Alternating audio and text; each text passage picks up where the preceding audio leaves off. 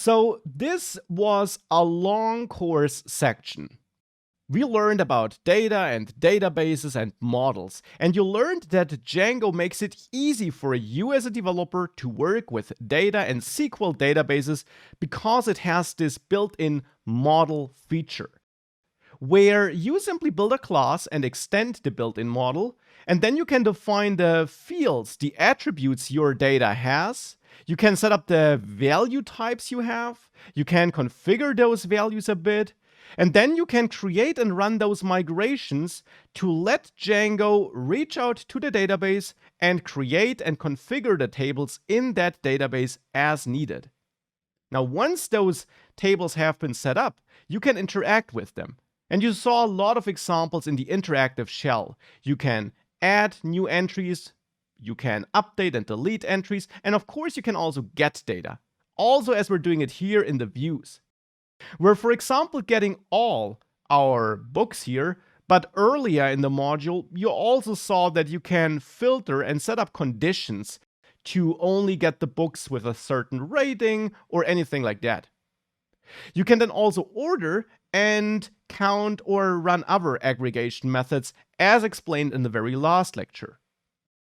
And once you got your data, you can of course output it in a template as you learned it with tools like the for loop.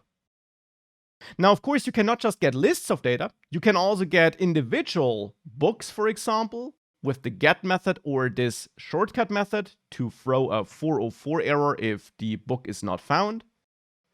And you can then also output that individual data as you learned. Now here we're using a slug, which is an extra field we added to the model to have this search engine friendly identifier besides the built-in auto-incrementing ID, which we could have used instead. You can of course use any unique identifier if you want to find a single data entry. Now speaking of the slug, there you also saw that we can override the save method, for example, to make sure that the slug is set whenever values are saved.